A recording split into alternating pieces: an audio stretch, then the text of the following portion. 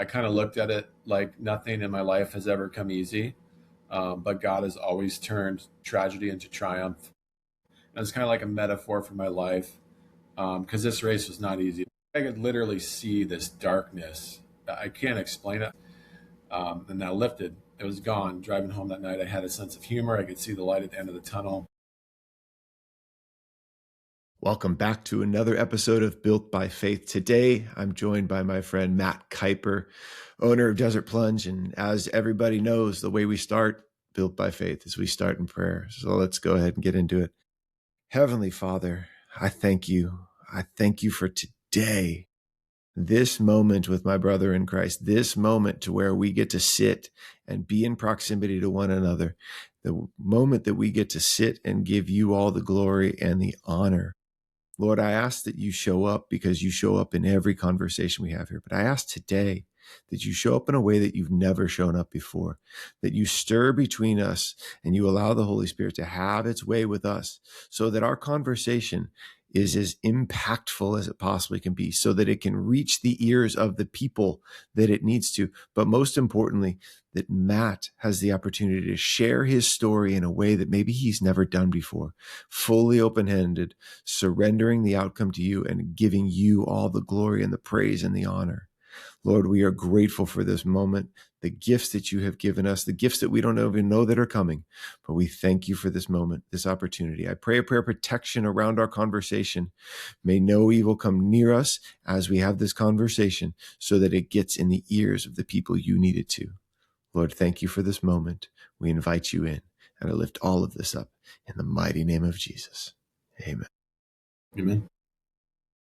Good morning, my brother. How are you? Good, man. How are you? Dude, I'm good. I am good. Man, it's interesting whenever I have people on, I usually have a question that I want to lead into, and hey, how has God shown up or anything? But there's something I really, I want to know. And for those that don't know, this will lead into some of the backstory, but you just got done doing a massive race, Yeah. a massive race. And I want you to talk about it, and you can give context. I want to know what your conversation with God was like during that race. You can give the context and all that, but that's where I want to start because there's no better place. Yeah. My conversation with God, I would say, asking him to give me the strength, which I knew he can do and would do, and just help me get through mentally through the struggle that it was going to be. Um, and just grateful for and thanking him that I was able to put myself in that situation. I kind of looked at it like nothing in my life has ever come easy, but God has always turned, tragedy into triumph. And he's always turned my struggles into something positive. And it's kind of like a metaphor for my life because this race was not easy. It was very, very, very hard. Yeah, give some context on that.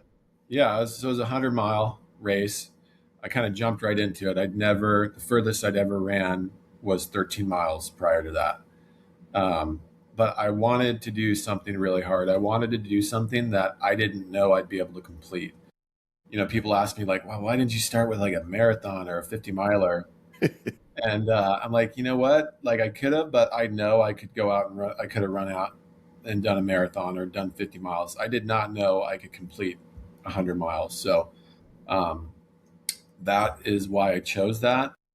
And I just, so and I also like just putting myself in challenging situations. I think the more it sucks, the better. Um, so it's kind of a sick thing I have going on. But so I started training for that in October, messed up my ACL, had to take 6 weeks off. I didn't really actually finally get fully back into training probably late December, January.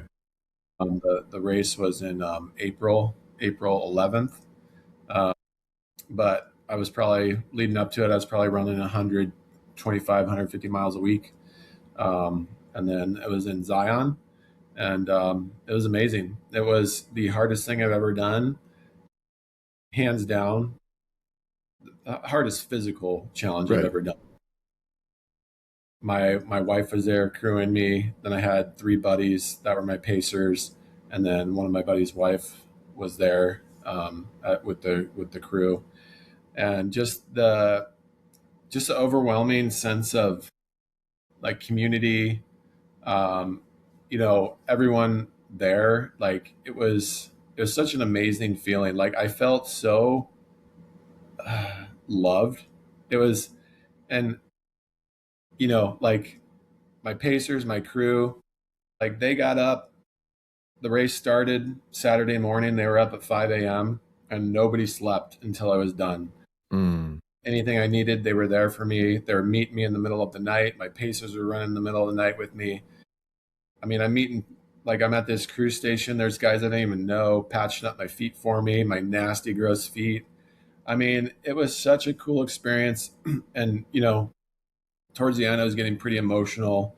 I was probably like mile 95, and I kind of was just, but I had this overwhelming sense of peace, yet, uh, and I was filled with gratitude. And when I crossed that finish line, it was such an accomplishment, such a cool experience. And I had a lot of peace for about a week, I'd say. And it just put things in perspective for me. It was an amazing experience. What did that proximity do for you? Yeah, I mean, I picked up my first pacer at mile 43. And I would definitely say it was nice to have some company. Yeah. Um, my first pacer, I was still pretty energetic, had a lot of energy. I was still feeling good. It wasn't until probably around mile 69 when I picked up my second pacer. It was like 2:30 in the morning. I was, I'd been going for, oh, 28, 29 hours at that point. Um, it was getting hard. And so my second pacer was a friend of mine. His name's Sean. He runs this uh, fitness program called the Dad Unit. So he's like my coach, and I've been working with him for about a year. But I remember, it's probably like mile 75. I'm like talking to him like, what did I do, man? Like, what did I do to myself? Why did I sign up for this? What did I get myself into? And he just let me talk. Like he didn't try and talk me out of it. He didn't try and tell me to suck it up. But he just let me kind of vent. And he's like, this is what you signed up for. This is what you wanted. And I'm like, yeah, you are. You're right. This is what I wanted. Um, and they were just all, and then I got to my third pacer. That was mile 89, 90, and I had 10 miles left. And at that point, I probably had stopped running probably at like mile 75. I just I didn't feel like I could run anymore. Like my body hurt so bad. There's so much uphill. So by the time I got to my third pacer, we were pretty much walking, and there's about 4 miles left. And he goes, I think you should try and run. I'm like, no, I'm done, man. I can't run anymore. And he's like, I think you'd surprise yourself. And he's like, I think you got it in you. And I'm like, there's no way. And so I tried to run for about 10 seconds, and the pain was just excruciating. I'm like, no, I can't do it. And then I thought for a little bit more. I'm like, you know what? Like, I've got 4 miles left. Like, this is why I came out here, to push myself. And I ended up running the last 4 miles. I was at like a 10:30 pace. It was absolutely miserable. But just that little bit of encouragement from him got me to run those last 4 miles. And I'm so happy I did. What conversations I've been having with a couple friends, here's how this kind of ties together. And it ties back to kind of God and faith, right? Like the pace at which you were running. And what I loved about what you were talking about, mile 75, right? Sean was there, and he's sitting there and he's just letting you talk, right? He's holding space for you and what did I do? And what did I sign up? But then he comes back and he's just like, yeah, but you signed up for this. This is the good stuff. This is the why, right? And then the challenge at the end in the last 10 miles, right? It's like, no, I think you can go. I think this is where you're meant to go. And like, I don't know why, but I was having this picture of God, and my one buddy who runs a lot, he wants to do an ultra. we talk about running at God's pace and not our own pace, right? We're out there, we're setting it, we're trying to do it. And it's like, no, like, here, I've got you. But that's hard, man. It's hard to trust the person that you're with to help set that pace. Yeah. And that's what I hear with that. Like, I was like, oh, that's really cool. No, I think you got this. Come on, like, start. And then you're like, no, this is what I signed up for. That's Yeah. rad. Yeah. Yeah. It was cool. Oh, man. I go back to our first interaction in person, right? Where I just was randomly DMing you guys. I was like, hey, and you're at the new warehouse and everything. Like, that was the only time that you and I have ever been face to face. But I continue to watch you from afar. And I think one of the things that I admire most about you is how you show up authentically, right? In the good and the bad, how you share your story the way that you feel called to, because I do believe that that we wear a lot of masks. We don't put a lot of the stuff out there. We don't do a lot of real, raw, vulnerable stuff. And I don't know why, but as you put it out there, I feel like that's something you try to do. Is that your intention? How do you go about like showing up as real as you possibly can? I mean, I just think that's who I am. I am a private person. I am an introvert by nature. I think Desert Plunge has kind of brought me out of my shell a little bit. Because the thing is, like, we all struggle. Like, I am not unique. I honestly used to think, like, with my anxiety, some depression that I struggled with, my drug addiction, like, I knew I wasn't the only one, but it didn't seem like there were very many people like me. And it's not the case. It's just people don't talk about it enough. Like, mental health is a real thing, and a lot of men struggle with it. A lot of men, way more than you think. And it's just nice to know that you're not alone. And you don't even have to try and fix anybody, but like, when I hear somebody is going through something similar to me, it's just comforting. So that's one thing that I definitely don't have it all together for sure. I still struggle a lot, but like, I want people to know, like, hey, I struggle. This is the things I've went through. But a lot of the time I come out, well, I've always come out on the other side, in a better spot. So I've really felt just called to try and share that as much as possible. It was hard for me, and it still is hard for me to do some of this because I'm such a private person, but I felt called to do it. Well, I honor that because, again, I also think that, to your point, you are a private person and you're living in a public image, and it's not like you're this mega influence or anything like that. You're a real guy that's gone through real things, and I do want to talk about those things. But I think part of the challenge is, as you said, people struggle in private. People sit in their stuff in private. And the more that we're able to, again, I say the mask, or the more that we can get behind the microphone, or even just, it doesn't even have to be something like this, but be in proximity to other people and literally share what we've gone through or what we are going through in a real and open spot. I think that that's where, like, God has the opportunity to show up. That's where we get to provide hope for others through our stories. And I honor that about you. Thank you. Yeah, Appreciate man. that. I mean, one thing that I do know, again, we share a love for I say share love, but love for the cold water, and how it helps us and all that. But I also feel like that's one of those moments. Those are those things that bring things out of us. They allow us to let go of and also realize where we are at. I'd love for you to talk a little bit about your journey into the cold, and you can go back as far as you want, right? Whether it be the addiction or all that, but like, I'd love to understand you to explain the journey and how that's played such a big piece of your life. Yeah. Well, I'll start in 2019. I mean, I've struggled with mental health issues from a young age. Went through some depression, ups and downs, you know, for most of my life, but it wasn't really bad until 2019. I think it all just, I had a lot going on in my life. There's a lot of underlying stuff I'd never dealt with, and I think it just all boiled up to the surface, and I couldn't hold it in anymore. I was really good at compartmentalizing, but at some point it just overflows. So I had this crazy nervous breakdown in 2019, and there's no specific instance or scenario or anything going on in my life that caused it, but I just had it started with I wasn't sleeping well, then the anxiety started coming, and then just severe depression, and it was really, really debilitating. It happened on our way to Ecuador. We were going to on vacation, my wife and I had a panic attack on the plane, and I'd never had a panic attack before. And I was literally crying the whole flight from Phoenix to Florida. It's crazy. And then that whole trip, I mean, we ended up in the middle of the Amazon rainforest, and I wasn't sleeping.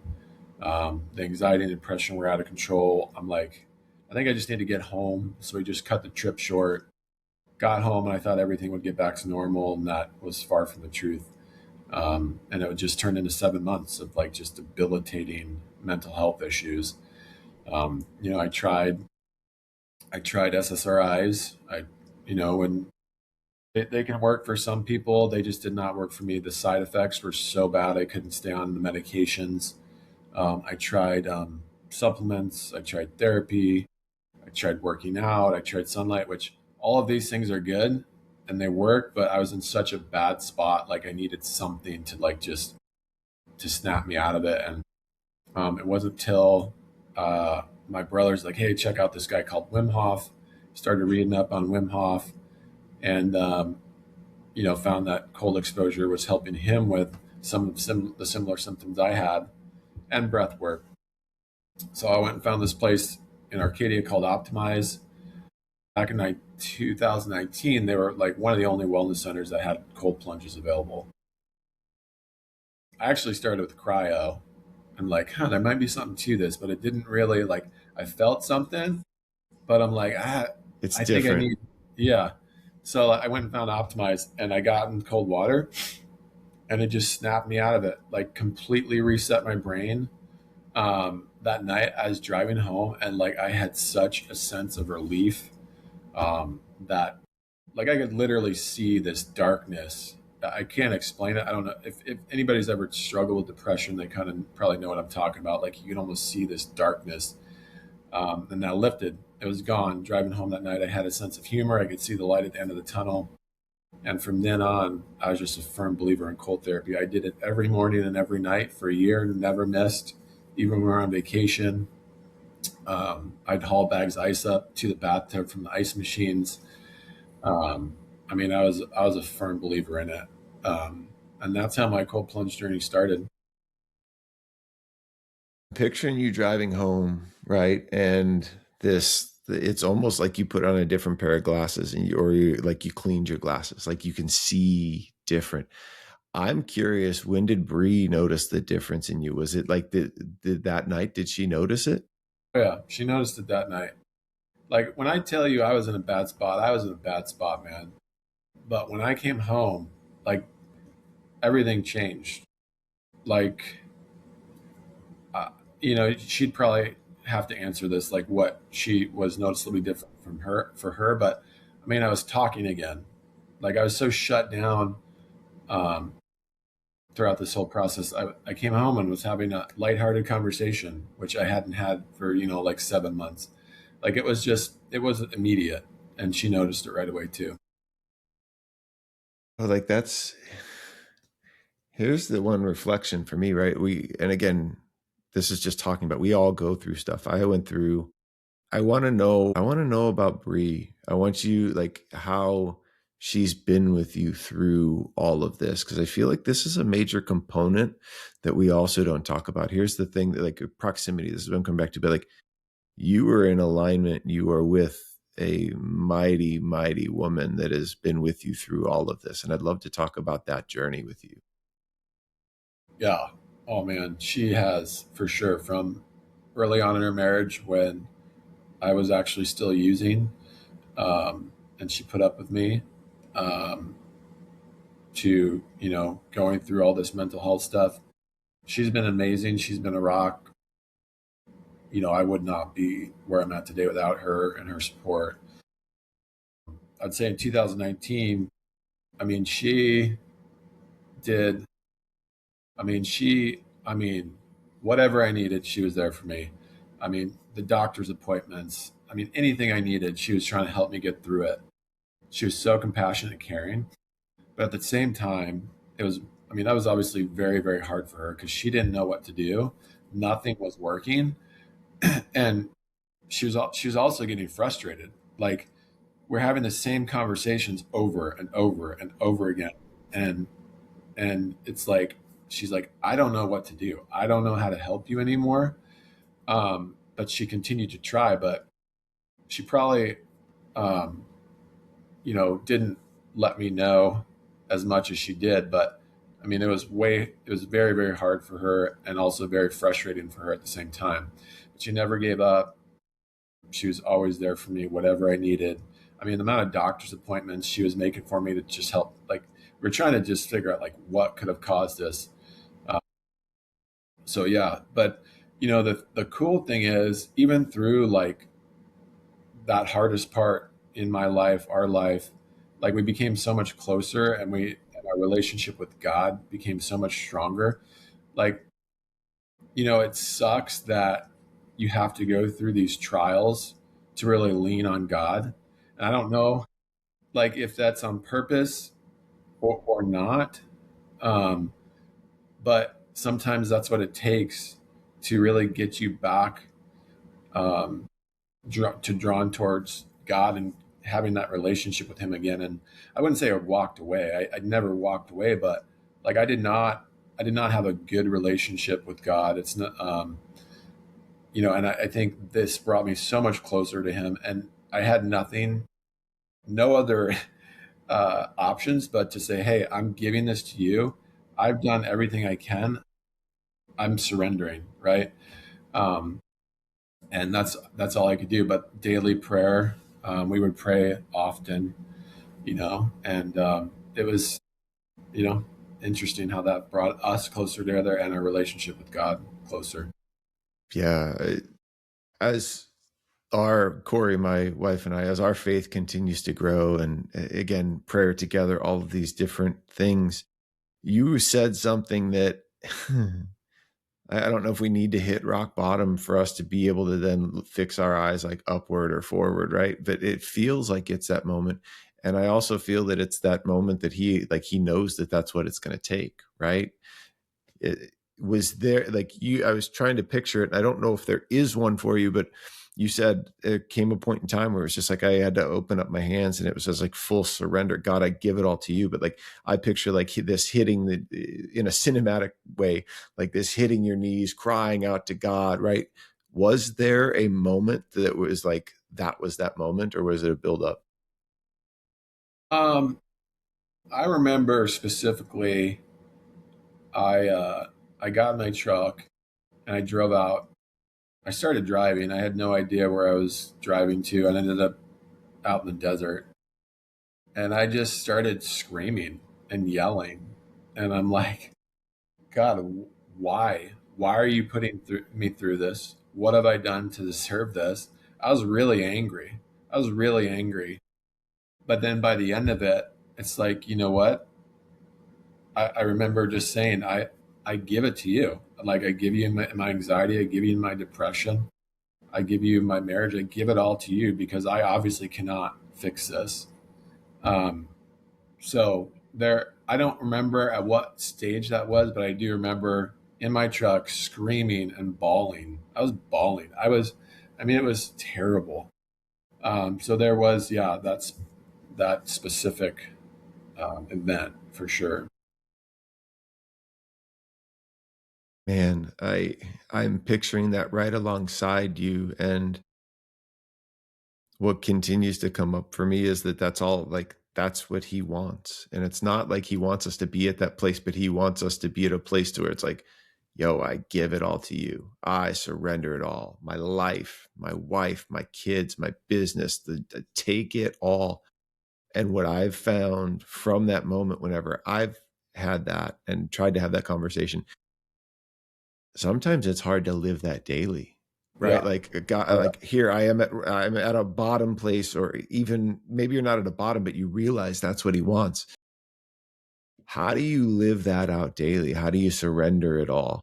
Yeah. I mean, the honest answer is I don't. You know, Yeah. like I don't. And I find myself constantly coming back to that and saying, okay, God, I'm here again. I'm giving this to you. I'm giving up control. Because I mean, that is one of my biggest issues is control. Struggle with control. And if I don't have control, it gives me anxiety. It gives me fear. Um, and I tend to kind of spiral out of control when I don't feel like I have control of the situation. And I'm constantly having to go back to God and say, this is like almost a daily prayer I have to say. Like, like I'm giving this to you. I'm giving my anxiety to you today. I'm giving you my fears. I'm giving you my marriage. I'm giving you my kids. But do I do well with that every day? Heck no. I mean, there's a lot of times I do terrible, and I say the prayer, and then immediately when I'm done praying, I go figure out how to fix everything, right, myself, instead of trusting. Um, so yeah, it's just constantly going back and giving it to God, and then letting Him do with it what He wants to do. Like but it's so often we try and manipulate it, and that's the hard part. That's the flesh versus the spirit thing, and that's hard because I'm right there with you, right? Again, I'm in a season trying to figure it out, and it's like, okay, God, I trust you, but and then in the next breath, it's the but, not the and, because whenever I say but, it negates God, I trust you, but Yeah. like I'm in the middle of it, right? Walking away from the job that I was at because He called us, walking away from the church that we were at because He called us, and we're walking in this obedience. And God, we trust so much that we're doing this stuff. But as I look at my whiteboard on the wall going, okay, well, what do I need to do? It's not about what we need to do. It's about what He needs us to do, how He wants to use us. And that's the hardest part for me, man, because it's not like He's picking up the cell phone and telling me where we're going. Yeah. Yeah. I know. Man, what's you mentioned kids, right? And being a dad is one of the greatest gifts. Being a husband is the greatest gift. And then being a dad. And I'm wondering, I want to understand how like faith and your relationship with God like is woven into the family stuff. How do you guys operate in that perspective? Because that I find is one of the harder things is how am I leading my daughter's 9.5, my son is 7, right? My wife and I have been married coming up on 19 years, but like how are we as men like leading in a faith perspective, but while honoring what God's bringing to us, honoring the people we're out? Like what's your family faith look like? Yeah. I mean, we go to church. They go to private Christian schools, all that, right? Um, but I think the biggest thing is me leading by example as the man of the house, because at this age, my kids are 15 and 13. I can tell them as much as I want, but they don't care right now. You know what I mean? And so the biggest thing is going to be leading by example. Because I remember when I was that age, like my parents could tell me stuff and I could care less. But I do remember watching my parents and seeing what they did. And even today, like even the bad habits I picked up from my parents, some of the bad habits, right? But I do remember some of the stuff my dad did. Um, and I think that's the most important thing. Leading by example, being a man of God, um, you know, just letting my kids know, um, I love Jesus and we serve Jesus, um, and that's our standards. So As for me and my house, we will serve the Lord, right? And that's tough too, especially if you don't come from that background, or maybe it's a skewed view of faith and religion from childhood upbringing. But to your point, right? Like we remember what we see, we remember that modeled behavior. And what I love is that, again, you're leading from a place of faith and then vulnerability and saying you don't have it all figured out. Like even this conversation, right? If and when it gets in the ears of your kids, they're going to sit and go, "Oh my God, like, oh my gosh, I know Dad didn't have it figured out, but he continued to do the best that he could, and he leaned into God." And like that's what it's about, man. Yeah. And I feel right now that men are not under scrutiny, but men are being asked to lead in ways that maybe they've never seen or are uncomfortable, right? Again, I reflect on my dad and my parents, and I know they did the best they could with what they had, but it wasn't a life that I want to lead my kids down, right? And I'd imagine it's probably something similar for you. Yeah. Yeah. What's the biggest thing that you took away from your parents and seeing that to what you need to let go of or what you want to change, like almost the chains you want to take off, right? To be the generational chain breaker. Like what's something that was put on you that you are resolving to not put on your kids?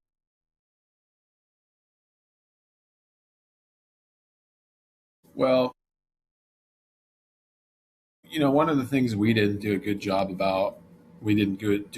of as a family when I was growing up is face issues head on, and talk about them and be vulnerable and discuss as a family.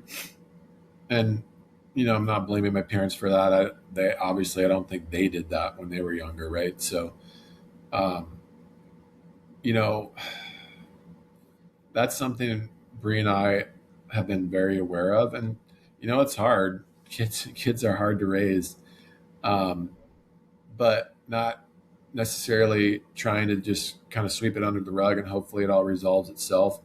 You know, um, Dealing with it, even though it's hard and uncomfortable, um, you know, dealing with it head on right away. That's something we're trying to do better at. Um, I also think, like, growing up, we were very religious, like, and that's hard. Like, I don't necessarily want to be considered religious, following all these specific rules and things like that. We were part of a Christian Reformed church, which was very strict. I remember there were sometimes like my dad wouldn't let me do certain things on Sundays because it was a Sabbath, and we were making people work and stuff. And like, okay, maybe that's his belief, but I want people to know, and I want to see, and I want our kids to know that we love Jesus, we're followers of Jesus, and we want to serve Jesus, and we just want to love people. Um, we're not necessarily religious, so that's something important to us. Some good things that I've taken away from my parents is, there's a lot of things I didn't agree with, and a lot of things I still struggle with today that I wish would have been done differently. But my kids will probably be saying the same thing in 20 years. Um, they both worked very, very hard, and um, they instilled faith in me and my brothers. We were at church every Sunday. We were part of small groups. We were part of Sunday schools. So they were very intentional about our Christian faith, and I'm so glad that they did that. Because like when I was 18, I was like, I'm out of here. I'm done with this. And I walked away for like 5 years, but I came back because I just think I had it ingrained in me, And I'm so happy that they stuck with that and did that when we were kids. Yeah, and again, I'm not too, I think we're probably around the same age. I think you're a little younger than, but I grew up in the Catholic Church, right? Again, very similar in many ways, right? Like I was an altar boy. We would go to church on Sundays. We would go to PSR, the Parish School of Religion, on Tuesday nights, and I, like 18, go to college, kind of strayed, right? Like not walked away, like you were saying, but again, not strong in my faith, not practicing my faith, but also knowing that, God was with us. And I think that that's the interesting thing, even from a like young age with the kids, is just trying to instill those and understand like those values and who and why we're here. And that's hard to even kind of get them to understand it, because they're like, heck, I'm 46 and I'm learning every day when I pop in the Bible going, oh gosh, or like it just changes my view on things. So doing it with kids is even hard. Yeah, for sure.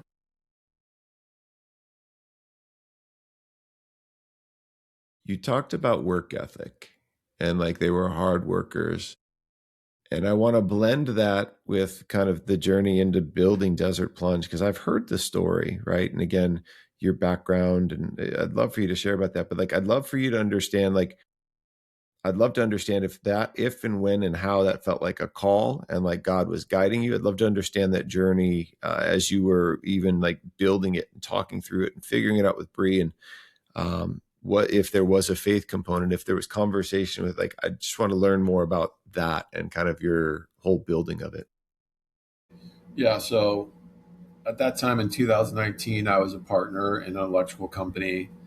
I had been there, I don't know, for like 17 years or 16 years or 17 years at that point, probably 17. Um, Good career. Company was doing great. I was making great money. Um, but then, that mental health crisis hit, found cold therapy, changed my life. So then I started doing it as a hobby. Um, and then we started selling them. So we're like, oh, let's get a website going. Like because Bree put some up on Facebook Marketplace, and we started selling them. So like, I think there's something to this.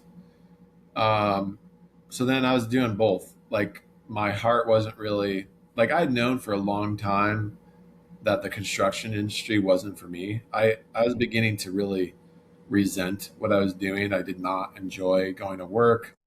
I had a knot in my stomach every day. Um, so I was already looking for a reason to kind of get out of the industry. I didn't know if I'd ever have the guts to do it, but I wanted to. Um, so I think it was 2022. I finally went to the president at the time, also a good friend of mine, and I had no idea Desert Plunge was actually a going to be successful at this point. But I'm just like, hey, I got to be done. I can't do this anymore. I'm so stressed out. I don't enjoy this. I feel sick all the time. And I said, I need to step down. So we talked it through. I sold my equity back to him, and the plan was to take it easy for the next 2 years. Like I was going to make a very comfortable salary, um, really for not having to do a lot. But I quickly realized, like, someone was telling me what to do. Like I did not like somebody telling me what to do. I was an estimator, so I was estimating projects. I'm like, I can't do this. And then at that time, Desert Plunge was starting to get busier and busier. And I moved Desert Plunge to the electrical company. I was using one of their warehouses on the property. So I was working for the electrical company and running Desert Plunge at the same time. So I'm like going downstairs, checking on Desert Plunge, going back upstairs, continuing to estimate. It was a bit conflicting. Then they all saw like we were getting busier and busier and busier, and they knew my heart wasn't in it. And this was probably like 6 months into my first year after stepping down. Um, and I kind of knew like, okay, if I really want to grow this company, I have to walk away. Mm. But I don't know if I would have actually done it. Like, I don't know. But the deciding factor was they just came to me and said, hey, you got to make a decision. Like, you either have to walk away from Desert Plunge or you have to walk away from the electrical company at K2 Electric. They said, you can't do both. And I'm like, yeah, I know. Because I was taking advantage of the situation, and it wasn't it wasn't right, and that's not necessarily intentional, but that's the way it started to happen. And I knew I didn't want to stay in the electrical industry or the construction industry, so I'm like, I don't have a choice. I got to walk away. So I don't know if God like intervened and said, okay, I'm going to make this decision for you. Yeah. Um, but that's kind of what happened and how it happened. And then I told Bree, I'm like, all right, this is it. Like, we're going all in here. I said, give me a year, and we're going to be okay. Like I was very nervous and scared, but I knew I could do it, and I knew we were going to be okay. And it grew much faster than I anticipated, and we did much better than I anticipated. Um, and it's kind of like it really started ramping up in early 2023, and kind of took off from there. It's been special to watch the journey, man. Like it really has. And I feel like I've been following along since probably towards the beginning. And again, you guys are doing a tremendous job, but I didn't even know that part of that backstory. And when you said it, before you even said it, I was like, man, it feels like that intersection. It's like God's hand going, okay, like again, it takes me to Proverbs 3, 5, and 6. Trust in the Lord with all your heart and lean not on your own understanding, and always know him, and he will show you which path to take. And it's like, he's like, okay, here you go. Like it's the Monopoly piece going a different way, or one of those. And it's really cool when we can look back and be like, man, I really think that was God's hand in it, because it's far too, when you're in the middle of it, man, we don't think that. Yep. None of us do. Yeah. Right. Yeah. What I think, continue to think, is how you guys continue to build this with, like, it's people. It's what I've always noticed or paid attention to is, again, it's the people that you are doing this with, and people that are supporting you. And that's one thing that I continue to love. Like, one of our good mutual friends, right? David Mouse. Like, I love David. Like, I FaceTimed with him the other day as he was starting his Black Sheep Club thing, his retreat. But I see guys like Jim Burrows, who posts almost every morning in the does, like, Yeah. what you guys are doing, right? This is what I love, and I'd love for you to talk about it. We were talking proximity, but like, you are creating this culture, you're creating this community that is larger than anything else. It's not about the desert plunge. It's not about this. It's like, it's about the people, it's about the movement. And that's what I notice, and how I'd love to know how you guys have created that, what that has looked like, and the intentionality around it.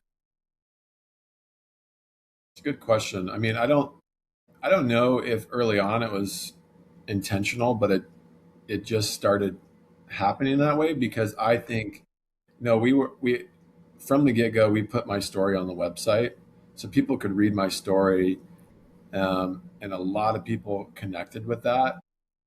And I'm like, you know what, this it's true. Like, this is more than just us selling a product. Like, this is a lifestyle. This is about mental health. This is about a community of people coming together and doing something hard and bettering themselves.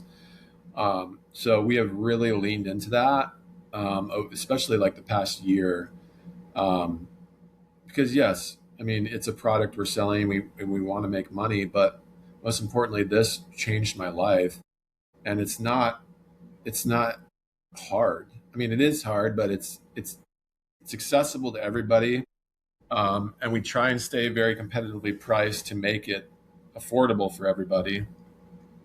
And I just think, while there's a time and place for, like, yes, some people need medications, but I don't think it's an answer for everybody else. I think it's probably a band-aid. And there's just, I want people to understand there's different modalities out there, more natural remedies that can help you. Um, and that's, yeah, we've just started leaning into that. And, we want this to feel more like a community, as opposed to people buying something from us. Um, and it started kind of doing that naturally. And I just think because people have been able to relate to my story and feel like, they're part of it with us, you know? 100%. And again, like, it's always interesting how, like, God continues to bring the people in and around us. Like, again, I'm coming back to David, right? And how I got connected with him. But like, here's a man that is recently, over the past year and a half, 2 years, like, really outspoken about his faith and Yeah. continuing. But he wasn't always like that. But you could feel it in, like, when you connected with him, like, that was his heart. And he was drawn in. And I love seeing him support you guys in the way that he does, because I know it's from an organic place. I know that you guys, like, there are, deals that influencers make and all that stuff. And I know that you guys probably have something, but like, it's organic. It's because of who you guys are and how you guys are leading and creating and like, building this community, that I think that that's what continues to draw more people. Our friends down the road, like, he got, my buddy Sean, he bought a desert plunge. He's like, wait, dude, if I were getting one, I was like, go get one from these guys. Like it's more about the people than like that than anything. That's what I'm continuing to learn. It's who you are in proximity to, who you are aligning with, what you are consuming, like what we take in. Man, that affects us more than we realize. Yeah, 100%. How do you discern, or how do you, you're a private guy, how do you figure out who you need to be in proximity to, or how do you prioritize who you're in proximity to? Uh, yeah, I mean, I think that's become a little bit more clear to me as I've gotten older. But like, I just have no time for people that are that suck energy from me. Come Like, on. if you're a negative person, I don't want to be around you. I don't have time for you. I don't need that taken from me. So I want to surround myself with people that are better than me, people that want to support me, faith-based men. I have been really focused on surrounding myself with the past few years, and I feel like I've done a really good job at that. But yeah, like, if you're a negative person, I don't want you near me. I don't want you around me, because I can feel you sucking the life from me, and I don't have time for that. And that's just become a little bit more clear to me what type of person that is as I've gotten older, how to identify that. Um, so And yeah, to be clear, as you're saying, like, I also feel like you have a good discernment. There's a difference between somebody sucking energy and somebody that is in a dark place. yeah, yeah, And 100%. you can feel that, yeah. Oh yeah, man. If you're somebody that's struggling, but wants to help yourself and wants to improve, because there's a difference. There's people that are stuck and they just are happy being stuck, and they're happy being miserable. You know what I mean? And there's people that they're willing to do anything to get out of the place they're in. Those are the people that I want to surround myself with. I don't know what it is. Like, I'm willing to help anybody, but at some point you got to be willing to help yourself too. And when I realize you're not willing to do that, I have to part ways. You know what I mean? So And that's a tough thing, because in a place, right, like, you've had support along the way, you or along your journey, but there comes a point in time where, like, you need to understand that. How do you, all right, let's say you come across somebody that is stuck but doesn't know what to do and is unwilling to do that. Like, what words would you have for them? Like, you're parting, like, you can't help them, but like, you need to give them a word of encouragement or something. Like, what does that look like? I don't know. Like, okay, I don't know. I mean, I'm just going back to thinking what I was doing um, when I was struggling really hard, and like, because I don't know if I have like a specific word I would give them, but I mean, my thing is, you keep going until you find the answer, like, because there is an answer. Like, this is not forever, like, not this is not permanent. Like, it will get better at some point. Nothing is forever. So I'm like, you keep fighting until you're out on the other side of it. Um, but the problem, it's easy to kind of just um, woe is me. I've got the short end of the stick. Like, look at all the things that have happened in my life. I'm a victim. Um, and you cannot take on that mentality, because if you do, you're in trouble. Um, so yeah, I mean, keep fighting. I mean, it's not going to last forever. It just won't. I mean, you may come out of it and go back in it and come back out of it again, but it's not forever. Um, so that's, I guess, what I would say. Hmm. No, that's good. And again, it's the only thing that is, that we do know is true is that at some point in time, our time will end up here on this earth. And like, it is, life is a series of valleys, right? We come up and out, and we like, and I'd imagine that you've hit some even just over the past several years, right? Like, coming out of it, everything's, and then here's a Yeah. valley. Oh yeah. And how do you manage the valleys when they come? Yeah. Like, I tell my story, and, I talk how I was able to, kind of do a 180 from my anxiety and depression, but like, it's not gone. Right. it still comes back from time to time. I'd love to say like it cured me forever and I've never had anxiety, depression again, but that's not true. The thing is, I do have tools now. Cold therapy is a huge tool for me. But like once I was able to kind of get out of that real bad spot I was in and start thinking clearly again, I kind of established like a good pattern, good healthy habits again in my life. And when I do notice myself dipping, it used to scare me really bad. It used to, honestly, like I would get really scared and then it'd spiral quickly. But I've learned like, you know, it doesn't have to be scary. And I do have the tools to help me through them. Cold therapy, exercise, my faith, my family, um, doing all these things. So that's what, when I do notice myself dipping, I just like, all right, I got to refocus. What things am I not doing that I should be doing? And make sure I prioritize those. And typically, like, you know, it'll last a day now as opposed to 2 weeks, right? Um, so those are some of the things I do.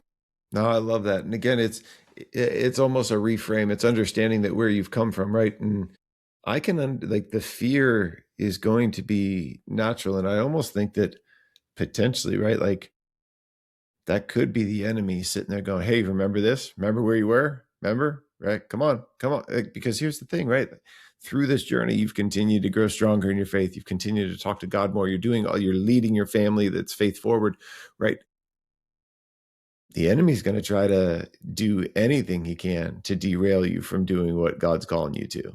And that makes a lot of sense. I hadn't thought about it like that. Dude. Hmm. Talk to me about your prayers. What are your prayers right now? Honestly, most of it is giving giving up control and giving it to God. I mean, that is my daily prayer. That's what I'm having to do consistently. And the rest is just, helping me be a good leader for my family, be a good husband, and being a good father. Um, my kids are at an age right now. My daughter's 15. I mean, she could be out of the house in a few years, Yeah. which is crazy. Um, but, really just helping us as parents to lead the kids to be, people that love Jesus and good contributing members of society and be successful human beings. And I mean, as a parent, you go through all these different stages. They're all hard stages. This one is different, hard. It's, you know, so you worry a lot about them. So a lot of prayer, making sure we're making the right decisions as parents, making sure they're making the right decisions as teenagers. So I'd say control and then just being a good leader for my family. Do you have a prayer routine, or like what does that look like? What's your time with God look like? Um, I So for a while, I was actually I get up every morning, have my coffee, and I do this in the winter. I was doing this happy light. It's this artificial light to simulate morning sun. So I'd go, and for a while, like because I can get distracted very easily while I'm praying. So for a while, until I got in a better pattern, I was actually reading my prayer because I wrote down everything I wanted to say, and then I would read it. Now it's just I usually get up in the morning. I try to do it before I do anything else. Like I'm still in bed and I say a prayer. It's not very long. I can and I used to feel bad about it, but I don't. Like I don't feel but I just get so distracted very easily. But I think if I dedicate the first moment of my morning to God, I feel good with that. Something I want to do better at is getting in the daily practice of reading my Bible or reading a devotional. I go in and out of those phases. Like, there's moments, seasons of my life where I do it, and there's seasons of my life where I'll go 6 months without doing it. Um, so that's something I want to get better at. Yeah, and again, it's as with everything, right? It's a journey, and I love the fact that you start your day with prayer. Like that's so important. What I've tried to incorporate more in is again, I try to do morning intentional prayer time, like in here in the office or studio or whatever we're going to call it. I've kind of called it like the meeting place. Like he shows up here.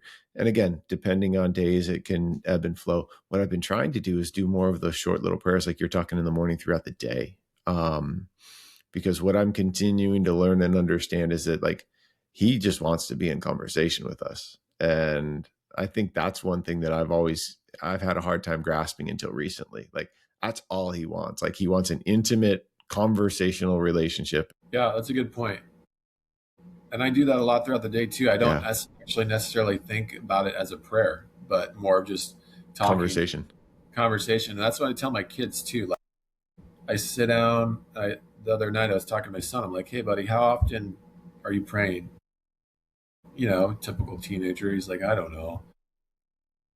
Don't make it hard. I'm like, just talk to God throughout the day. Just talk to Him like a friend. If you need anything or thinking anything, don't be afraid to say it out loud or say it in your head. I think that's an important point. Just having conversations throughout the day. Have you ever heard this? The Brandon Lake song. I think it's "Talking to Jesus." Have you heard that one? Oh, maybe. I don't know. I'd have to hear Uh, the song. I'm I'll not good with I'll names. I send it don't. to you when we get off. But it's essentially that, right? It's Brandon Lake telling the story through song, starting at the beginning where he's seeing his mom pray or his grandma pray, and he's like, "What are you doing?" And like she's like, "Just come sit with me. I'm talking to Jesus." And it's this evolution story through song, and he strays, and then he's a dad, and then his son comes in. It's like, "What are you doing?" "I'm talking to Jesus." And it's just like it's here's this full circle moment, right? You're talking about trying to model this behavior and do these things, right? That conversation you had with your son, I guarantee was more impactful than you give credit to, because like that is foundational. That's foundational, that will last him well beyond you are gone, provided he continues to do that. And I think that that's special, man. Yeah. Yeah. you are you continue to lead in ways that it's this beautiful, what I feel, orchestration of, again, faith, but not like, how some people are very bold in their faith and they're very outspoken. I even think like David, right? Again, I'll bring him back up. Like right now, he's very faith forward and faith focused. And I know faith is a focus and it's a pillar for you. I guess what I'm trying, like, the more that you talk about it, I want to encourage you. I think that it's going to give more people permission to live faith forward, because I sit and I see it, and I know God's hand is all over it. And um, I know that is that something that's challenging for you sometimes too. Yeah, it is. Because sometimes I don't feel confident, and I know that's not from God. I know that's the enemy, right? Telling me that and giving me those doubts. But yeah, I think I struggle a bit there with my confidence. But it is something that's on my heart. Like, hey, I need to be more outspoken in my faith. But that just it's hard for me. Just as it's not the type of person I am. You know, I'm not a very outspoken person, but I'm getting better at it. I think so.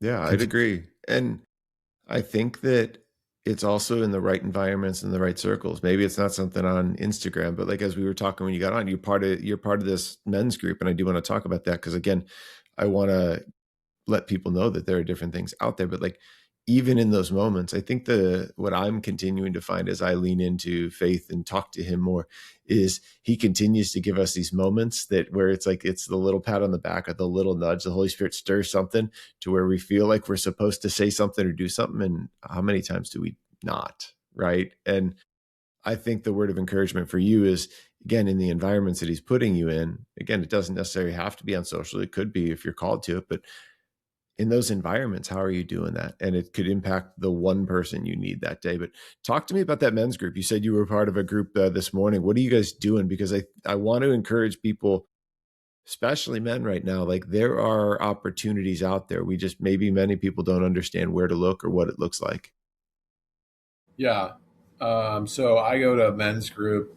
every Wednesday morning. I mean, I miss every now and then, but it's every Wednesday morning. I think we'll take a break for the summer, but it's called Camelback Society. There's a bunch of chapters throughout the valley. I'm in the Tempe chapter, but there's a lot of business owners in there, a lot of entrepreneurs. I mean, you don't have to be. Um, just guys that want to. We're surrounded by guys that I think they're all fathers. They're all um, faith-based men, Christian men, um, and we meet every morning. We typically go around the room, talk about our highs and lows. Not necessarily there to try and fix anybody or um, just listen. And if they want advice, we'll give advice or just encouragement. And then there's typically a something like a sermon or a verse or a devotional we read throughout the week and then hit on that. Um, but it's just been, it goes so much further than beyond just the Wednesday. I mean, we're all doing stuff together in our daily life with our families. The wives have all become very close. It's just built such a good community. I joined the group when I moved into our new house because we're all relatively close, and it's just been so cool to be part of this community. Everybody is so supportive. So yeah, it goes way beyond just the Wednesdays. We're all doing life together. All have the same the same goals and morals and standards in our lives, and it's just good to be aligned with like-minded people. So that has been really cool to be part of that. Yeah, it ties, I guess, kind of one of our themes continues to tie that proximity piece because when you, man, proximity to other men of God, people you can lean into when you're in your highs or your lows. I think that like, that's so undervalued, but yet we know how important it is. Did it take a lot for you to like want to join, or what was the like what was that like? Um, I'd say like Where'd you find it first? Like how'd you come about it? my buddy's been part of it for I don't know 15 years, Yeah. um, and then you know I don't know. I've known about it for a long time. Then they invited me in. I think a couple of years ago. I don't. I think we probably kind of stayed separate. I didn't join for a while because my buddy that was part of it was the president of the company. And I was technically his employee. So it was a little bit, Yeah. you know. So I think that's part of the reason why I didn't join earlier. But prior to that, I'd say probably over the past 6 years, like I'm like I need to be surrounding myself with more faith-based men that are going to hold me accountable.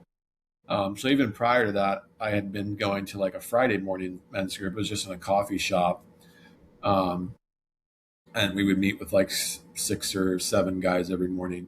So I was very intentional about like, and even just like reaching out to mentors, people that were older than me, just men that have been there, done that. Like I've just been really intentional about that over the past probably 6, 7 years.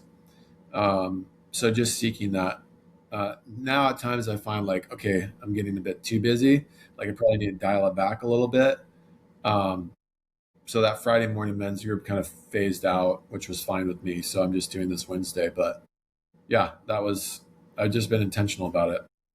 You said something and it was on my heart, so that was confirmation. I want you to talk about, because you said it earlier in the conversation, that you're seeking to be around people better than you or at a different level, and then you just kind of said it again, seeking mentors and everything. I want to talk about that because that's here's what I'm realizing. I struggle with that. I don't know who or what or how. I've got some people, but like I want you to talk about how you go about that process, what that's looked like, and just from an organic manner, like how do you do it, man? Um, And why, I guess, too. Like what are you gaining from it too? yeah. So I mean, I do it because I love learning. Yeah. I love to learn, and I have a lot to learn. Um, so it's not necessarily in business either. It's my, as a father, as a husband, um, my physical abilities, like whether it's lifting or running, the business obviously. So, I try to intentionally seek these people out. I don't know how I find them.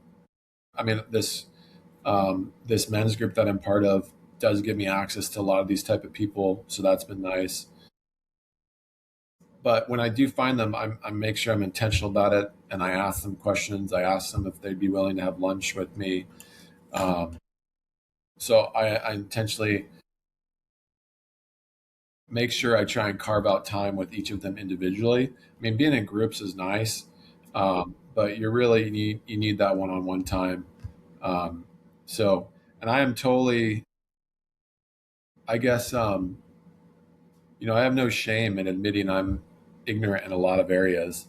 And I think when you can admit that and that you don't know it all and you don't have all the answers, it makes things a lot easier.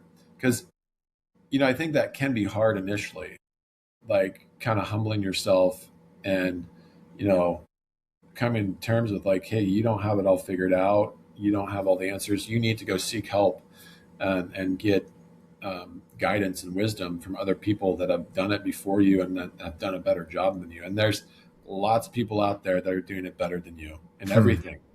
Um, so I love getting their input, their advice, their wisdom, learning, all that. Follow up on that. So, how do you discern one who you need to be in proximity to? Like, how do you discern who it is that you need to do that with? And then two, how do you figure out if it's more than just a like one time, or again, like, hey, let's grab lunch. I feel like there's something that you have for me, like that I can learn, all of that stuff, versus like, hey, I'm looking for a long-term mentor or somebody to be sharpened by. Yeah. I think, if it has anything to do with my family, um, business, I'm looking for somebody that is a Christian, um, is deeply rooted in their faith. Because, not saying that if you're not a Christian, you can't give good advice, but I think there's a lot of decisions that you make that are heavily influenced by your faith. So I think that's important to me, to have that type of type of guidance.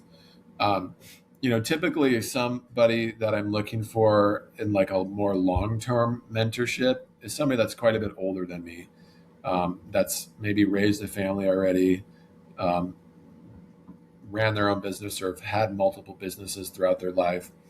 Um, and from my perspective is doing things well. Now I'm sure they have all their own issues, but that's what I'm looking for in a more long term. More short term is probably guys my age that are doing the same things I'm doing, um, but maybe doing it in a different area or maybe a bit more successful than me, in what they're doing. And it's like, yeah, let's keep in touch. Let's have lunch every now and then. That's kind of my take on that, how I approach it. That makes sense. And I guess this is for me, but then also, I guess, for anybody else, it's like you mentioned the older, right? And again, the somebody that's lived that life. How have in maybe it's because of the circles you're a part of, but like how have you found those people, and what does that maintenance of that relationship look like? Um, it's just kind of been like organic. Like, I have a financial advisor that, we've known him. I've known him now for 5 or 6 years, and it just kind of happened naturally. Like, I don't think we've ever like spoken it out loud. And I said, "Hey, you're a mentor to me," but um, we've just formed a relationship over time, and like he stays in touch with me, I stay in touch with him, and we obviously we need to meet for other purposes. But, when we're sitting down having lunch or having coffee, like it goes so much deeper than just, hey, these are what your investments look like. Like stuff like that happens. It just happens naturally. I don't know if I've like actually gone out and pinpointed somebody. I mean, I think years ago I did, and it didn't work out. Hmm. But I think there's just people in my life that it just happens organically and just happens over time. That makes sense. What just came to me too is, again, I mean, are we praying for that type of person, right? If we're, God, Right. bring that person into our life, because what I hear from you is the organic piece, right? Whenever you are sitting and trying, no, this guy is supposed to be a mentor of mine. That, okay, it's not going to work out because, again, it's not by design. Oh, that's Yeah. good, man. Yeah.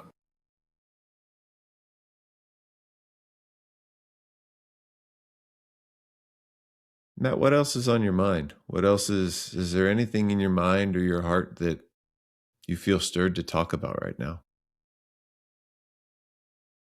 Um, no, I just say, life is hard. It's not supposed to be easy. I think, we've touched on this a little bit. You go through these struggles, these trials, um, but it doesn't it doesn't have to be detrimental, right? Like lean into that. It's going to be hard, but lean into that. Get closer to God in those times. I think He wants you to, for sure, and allow Him to turn your tragedies into triumphs. That's happened time and time again in my life, but you have to be willing and able to let Him do that. Um, and know, like, if you're struggling with mental health, you're not alone. There's lots of people out there that are struggling, um, and it's okay to talk about. I think some of the biggest comfort I got when I was going through it was just going to have a conversation with somebody, and they're like, you know what, man, I've been there. I've struggled with the same thing, and they weren't fixing anything. It didn't like, but just knowing like, okay, you're not alone. Other people have been here too and gotten through it. Um, and and just knowing it doesn't last forever. You're going to get on the other side. It may take years, or it may take a month, but you'll get through it. Um, and that's what I used to tell myself every day. It's not going to last forever. Um, but lean into God in those times. Allow Him to do what He wants to do with your life. And lastly, give up control. That is my number one thing. And I'm sure I'm not the only one that struggles with this, but let God take control, because you're definitely not in control, even if you think you are. That's beautiful, man. The open-handedness of it all, the control piece, and whether you are a control freak or not, and have to have like, there's always things that we're trying to control, whether we know it or not. And I think that's the hardest part. And even with the big or the small, it's like, okay, I'm in control of my actions, and that's the only person I have control of. But like, I'm not in control of it all. That's really special. Um, One thing I love to ask every guest when we are getting ready to finish up is, how can whoever listens to this and listens all the way through, how can they be praying for you? I think I go back to Yep. my control issue. Yeah. Just pray that I give it to God, give my anxieties, my fears, my worries, give it to God. I think that's my number one prayer for me, and just trust in God and let Him do His will. That's my number one prayer, and that's what I would ask. I love that. And I will circle you in that. And whoever listens to this, I encourage you to do the same, right? Because again, we are called to pray without ceasing, and we pray for ourselves. We pray for people. And again, I know that we're meant to lift you up in this. One last thing as we go to close, and I don't know if you know it, but so we start with prayer on the front end. I lead us, and I'd be honored. And this is maybe this is going to be a challenge, for you to be a little faithful. And I'd love for you to close us out. Okay. Yeah. Okay. I'll let you have Sure. it, man. Dear Lord, thank you for this day today. Thank you for everything you've given us and blessed us with. Uh, I just thank you for this time today that we're able to spend in conversation. Um, I think there's so many good things that came out of it. I just pray that it speaks to somebody that needed to hear this, God. I thank you for just the daily reminders that you give me to trust in you. I thank you for Steve and just giving him the ability to be able to do this and just represent you and what he does as well, God. I just thank you for all the many blessings and pray that you bless the rest of this day as well. In your name, amen.